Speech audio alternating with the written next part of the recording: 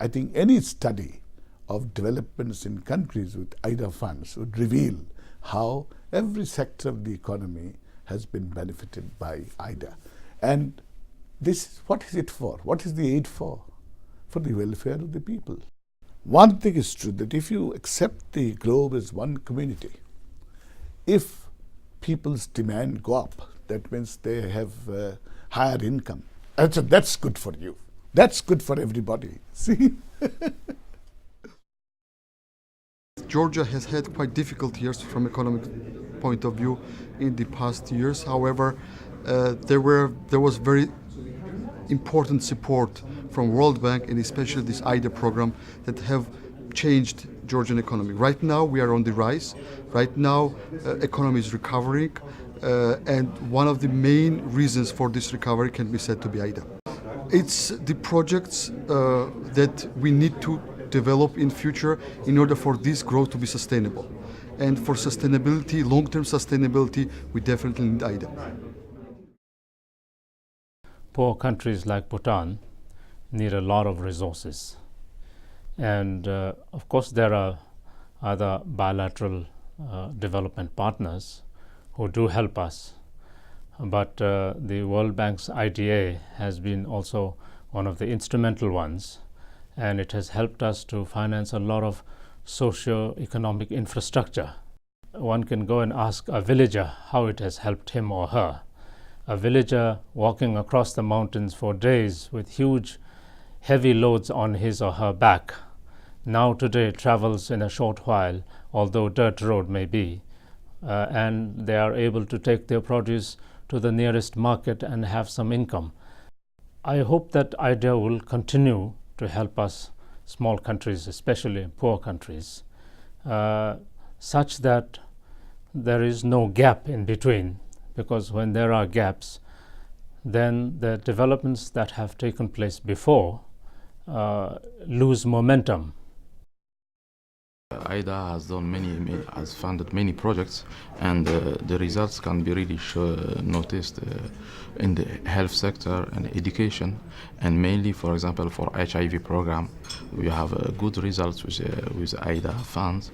And of course, IDA has many benefits to our country, small country like Djibouti, and very poor. And we hope that really the fund of IDA can be increased, because we have seen that the results are very important and very encouraging with IDA fund. From our point of view, we have to say that really donors should really increase the IDA fund, because for poor and small countries like Djibouti, like many sub-Saharan African countries, really the effects are very important, and it has really direct impact, social impact on the population, and this can be shown on the site. L'IDA était un de nos partenaires, et toujours d'ailleurs un de nos partenaires les plus importants en termes de financement du développement aux Comores.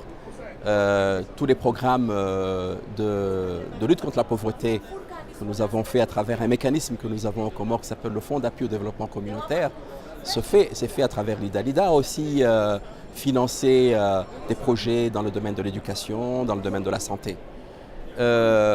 Nous sommes, comme vous le savez, nous venons de franchir le point de décision avec le Fonds monétaire international.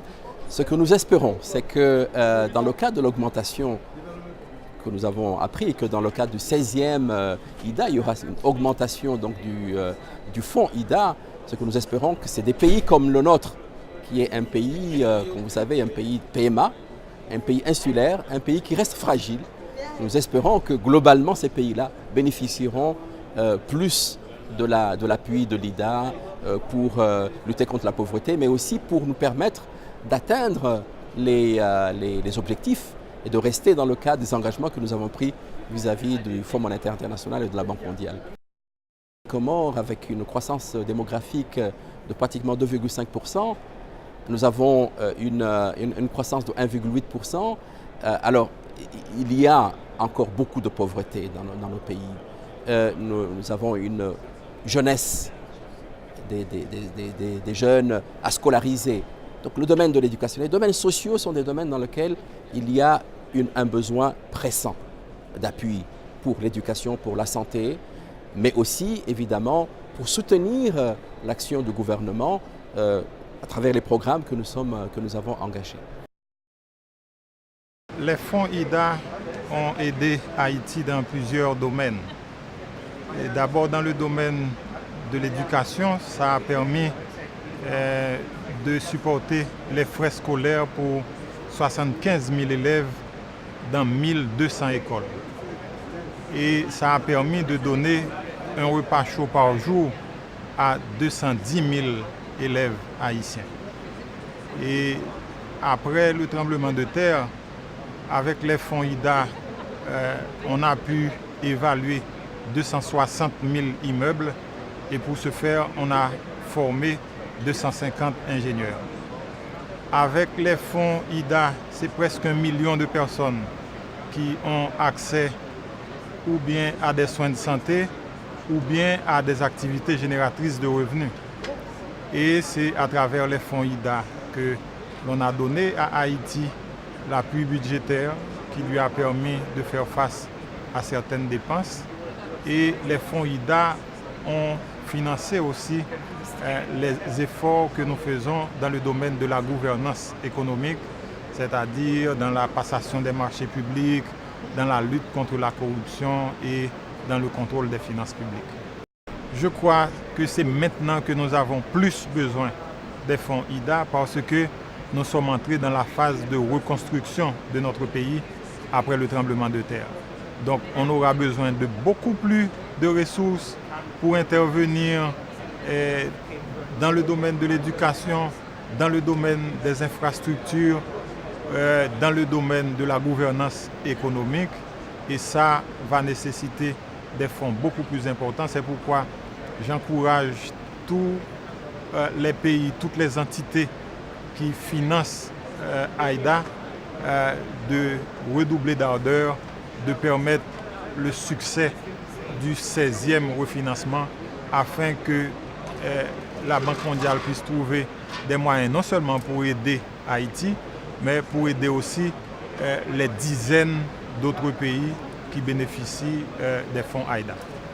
La facilité avec les fonds AIDA, c'est le fait que le financement est ciblé vers les priorités du gouvernement.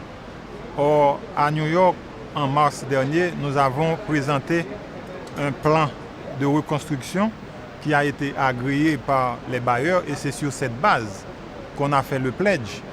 Donc nous comptons sur les fonds AIDA justement pour atteindre les objectifs que nous nous sommes fixés à travers ce plan. One of the very important initiatives for any low-income country, any poor country, is the provision of education. The provision of education at every level, especially at the lower levels. The fact that you need our kids to get into school, and we have very many of them. One of the most significant differences AIDA has made is education. And that's so crucial. I went to a school which was clearly, the school's infrastructure. So I am one who benefited from an AIDA project-supported educational institution. So it's very, very significant, given the numbers of kids, both primary level, secondary level. I could speak about health service delivery at every level, not simply infrastructure, but especially infrastructure, because of the levels of funding that are required for these kinds of infrastructure inputs, really. So AIDA, very significant. It's not just the food prices, it's also the places of conflicts. We have fragile nations, many of them in Africa. So yes, the value of AIDA in being able to provide the bridge, the filling the gaps which the economies are not able to match up to.